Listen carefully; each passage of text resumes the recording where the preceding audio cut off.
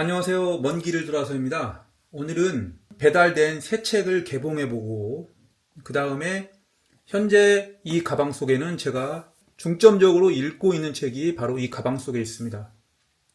알라딘에서 구입했고 그 다음에 이 가방은 제가 2012년인가 아주 오래전에 내셔널 지오그래픽에서 구입한 가방입니다.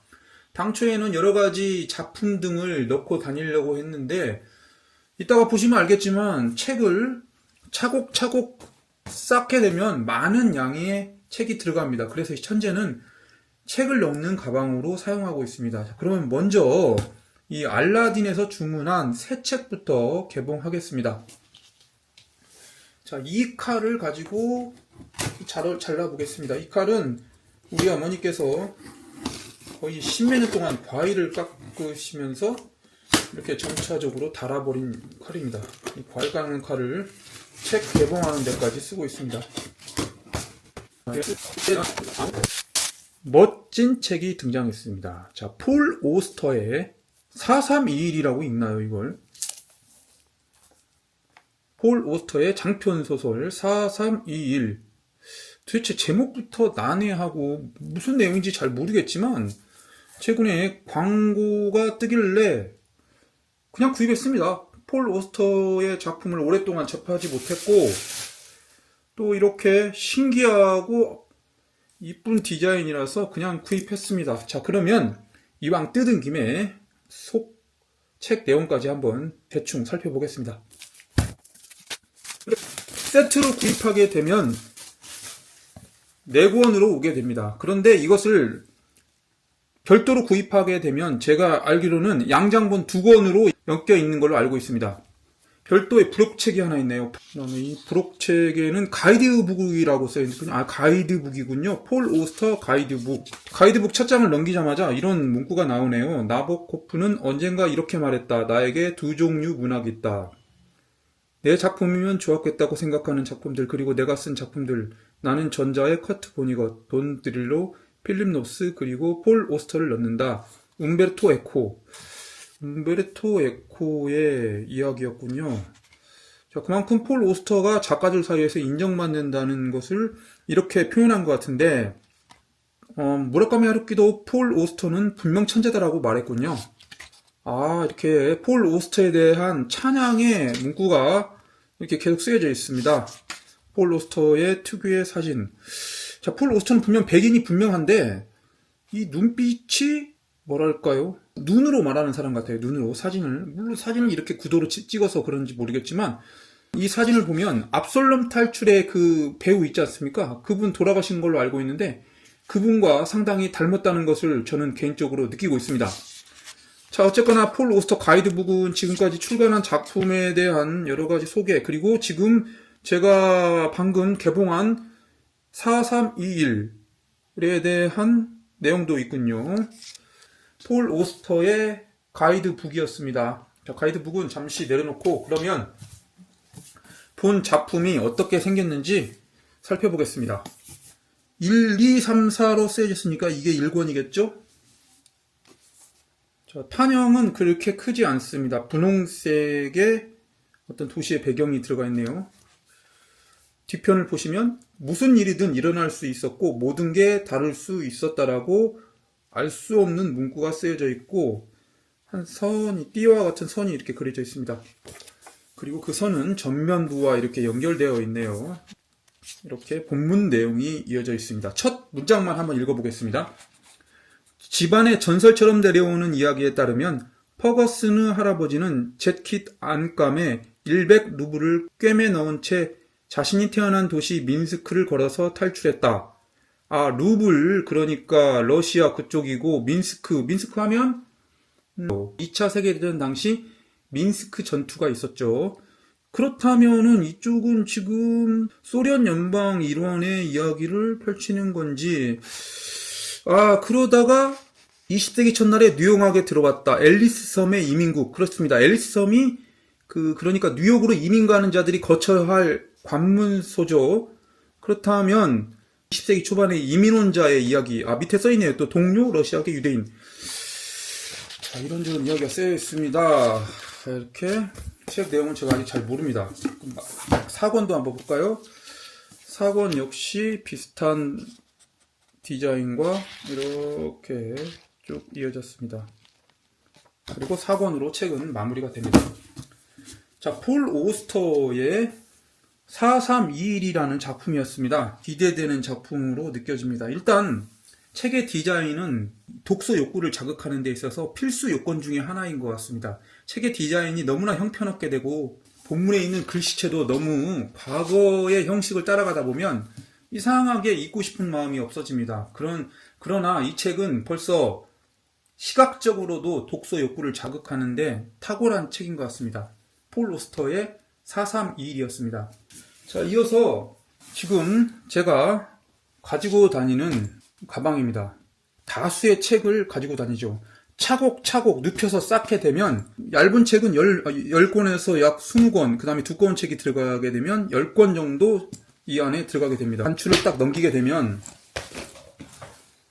이 뒤쪽에는 노트북을 넣을 수 있고 아이패드나 노트북을 넣을 수 있고 앞쪽에 이렇게 자크를 이렇게 열게 되면 이렇게 책이 차곡차곡 쌓여 있습니다. 그러면 제가 지금 읽고 있는 책이 무엇인지 이 가방에서 꺼내 보도록 하겠습니다. 제일 위에 쌓여 있는 책은 루이스 어드리크의 비둘기 재앙입니다. 나온 지 한 10년 이상 된 책으로 알고 있습니다. 문학동네에서. 이 당시 문학동네에서 루이스 어드리크의 작품을 연달아 출간했었습니다. 그러다가 최근에 밤의 경비원이 필리처상을 수상하면서 다시 이 루이스 어드리크의 작품이 재조명받고 있습니다. 루이스 어드리크는 인디안계와 독일계의 혼혈인입니다. 그렇기 때문에 자신의 조상 중의 일부인 인디안에 관련된 이야기를 많이 집필하고 있습니다. 그 방면으로는 현재 미국에서 가장 잘 나가는 작가 중에 한 명이라고 말씀드릴 수 있겠죠. 다음 읽고 있는 책은 지질학입니다. 지질학. 말 그대로 지구에 관련된 책이죠. 갑자기 웬 지질학 책이냐라고 물을 수 있겠지만 저는 이 지구와 관련된 그러니까 지구과학과 관련된 책을 좋아합니다. 또는 어떤 안반이나 화석 그런 이야기를 좋아합니다. 더군다나 이 책은 지질학이라는 학문 본연의 이름을 타이틀로 가지고 있음에도 불구하고 이처럼 얇은 책입니다. 따라서 금방 읽을 수 있고 여러 가지 지구과학과 관련된 정보를 재미있게 습득할 수 있습니다. 지구과학에 무관심한 분들이 많은 걸로 알고 있지만 이렇게 지구과학 책을 읽게 되면 내가 지금 존재하고 있는 이 땅의 기원이 무엇인지를 알 수 있게 됩니다. 나아가 이것이 그냥 실생활에 아무 필요 없는 정보가 아니고 내가 바라보는 자연을 다른 시각으로도 바라볼 수 있는 그런 기회를 제공한다는 측면에서 지질학 책을 읽어보길 권합니다. 두꺼운 책은 필요 없겠죠. 대부분의 사람들에게는.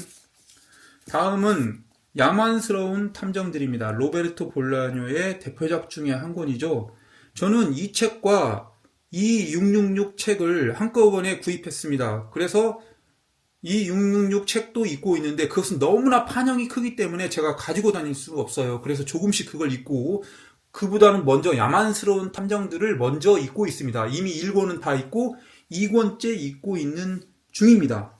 자, 야만스러운 탐정들은 다 읽고 별도의 리뷰를 남기려고 하는데 그러나 한편으로는 걱정이 되기도 합니다. 이 로베르토 볼라뇨 그 자체가 난해한 작가고 그 난해한 작가가 쓴 이런 난해한 작품을 제 능력으로 어떻게 리뷰를 할 것인지 그거에 대한 고민이 많습니다. 그러나 이렇게 엄청나게 두꺼운 대작을 읽고 리뷰 영상을 작성하지 않는다면 그것 또한 훗날 후회할 것 같아서 이 야만스러운 탐정들 2권을 다 읽는 대로 리뷰 영상을 올려보도록 하겠습니다.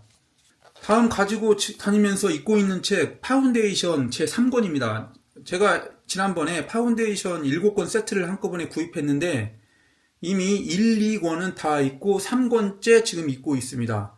처음에는 7권까지 언제 다 읽을지 걱정을 했었는데 막상 읽다 보니까 진도가 수월하더라고요. 다른 책과 동시에 읽고 있음에도 지금 3권에 도달하고 있습니다. 심리 역사학에 의해 우주 제국의 별도의 파운데이션을 설립하고 이 망해가는 제국을 부활시키기 위해서 이 파운데이션의 역할이 활발히 전개되고 있는 게 지금 파운데이션 1, 2, 3권의 내용입니다. 파운데이션은 SF 중에 가장 대작 중의 대작으로 일컫기 때문에 저는 언젠가 꼭 이 7권을 모두 다 읽고 싶은 열망이 있었고 지금 그걸 실현하고 있습니다. 파운데이션 3권이었습니다. 다음은 오래전에 사놓고 아직까지 꺼들떠보지도 않다가 이래서는 안 되겠다 싶어서 최근에 읽기 시작한 책 섹스피어를 둘러싼 몸 글 항아리 걸작 논픽션 시리즈 제10권입니다. 자, 이것은 영문학의 가장 위대한 작가 섹스피어가 실존 인물이 아니다. 섹스피어는 사실상 다른 사람이다. 섹스피어는 존재하지 않았던 사람인데 여러 가지 왜곡에 의해 현재는 실존했던 사람으로 그려지고 있다. 그것이 주장이 되두던 이후로 여러 가지 사람들이 그 의견에 동조했고 왜 그러한지를 이렇게 장황하게 기술한 책입니다.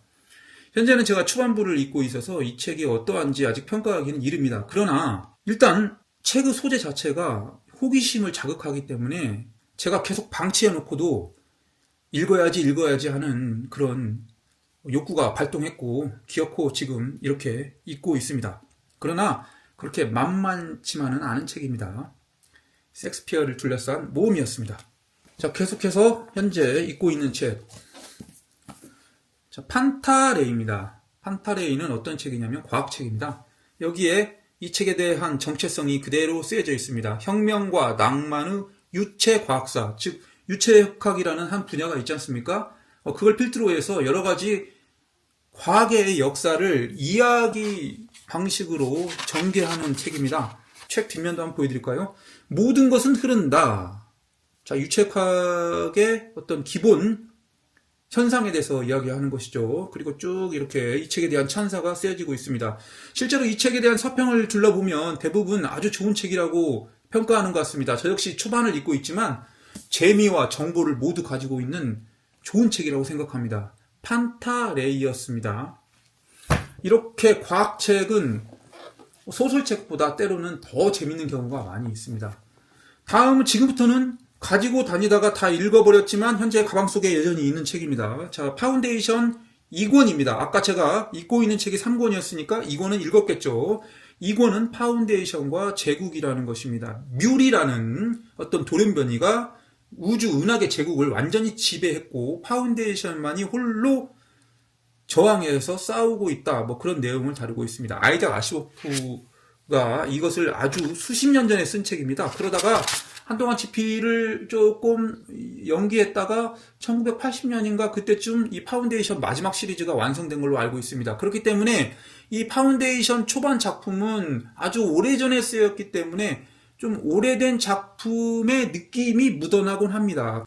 그러나 오래된 건 오래된 대로 그 맛이 있어요. SF 소설은 오래될수록 좋은 면도 분명히 있습니다. 왜냐하면 그 당시의 상상의 세계가, 즉 과학을 아직 덜 접한 세상에서 상상의 세계가 어떠한지를 이렇게 간접적으로나 엿볼 수 있기 때문에 SF는 오래됐다고 평가절하할 것이 아니라 오래됐음에도 분명한 매력적 요소를 가지고 있죠. 파운데이션 두 번째 작품 제가 완독한 것입니다. 계속해서 또 읽은 작품, 제가 엊그저께 예고편 영상을 찍었던 바로 자연의 이름 붙이기입니다. 저는 며칠 전에 이걸 다 완독하고 나서 예고편 영상을 찍었었죠. 자, 캐럴 개숙 윤이라는 한국계 미국인 작가가 쓴 책이고 무엇보다도 이 책이 지금 국내에서 더 유명해지려고 하는 이유는 바로 룰루 밀러의 물고기는 존재하지 않는다의 모태가 된 책입니다.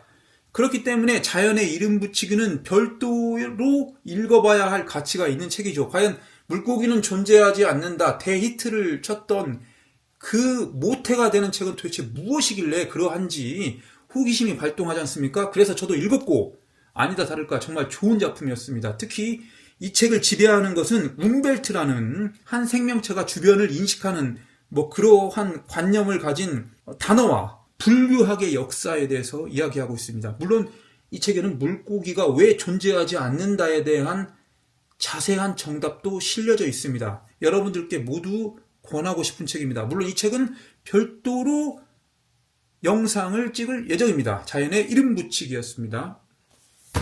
자, 마지막 책입니다. 역시 완독한 책, 야만스러운 탐정들, 로베르토 볼라뇨의 작품. 아까 제가 읽고 있는 책은 야만스러운 탐정들 2권이었죠. 2권을 읽고 있기 때문에 1권은 다 읽었겠죠. 이미 1권은 어제 다 완독했습니다. 자, 로베르토 볼라뇨 하면 칠레 태생이죠. 그리고 49세인가? 50 전에 사망한 걸로 알고 있습니다. 자, 뭐 이런 여러 가지 서평이나 이런 책 날개에 있는 내용 등을 읽다 보면 공통적으로 쓰여진 문구가 있는데, 그것은 가브리엘 가르시아 마르케스 이후로 가장 위대한 남미 문학 작가라고 합니다. 제가 이 1권을 다 읽었음에도 현재 이 책에서 말하고자 하는 바가 무엇인지 제 머릿속에 각인되지 않았습니다.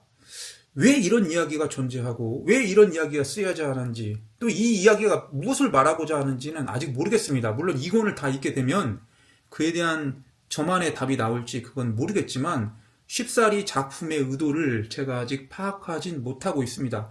물론 저뿐만 아니라 이 책을 읽는 많은 분들도 이 책이 난해하다는 것을 느낄 것입니다. 그렇지만 그 난해함 속에 있는 무언가 별도의 재미가 존재하는 것이 분명하므로 저는 이 책을 읽으면서 그렇게 지루하진 않았습니다. 야만스러운 탐정들 1권이었습니다. 2권 다 읽고 이 책은 별도 리뷰 영상으로 방영할 예정입니다.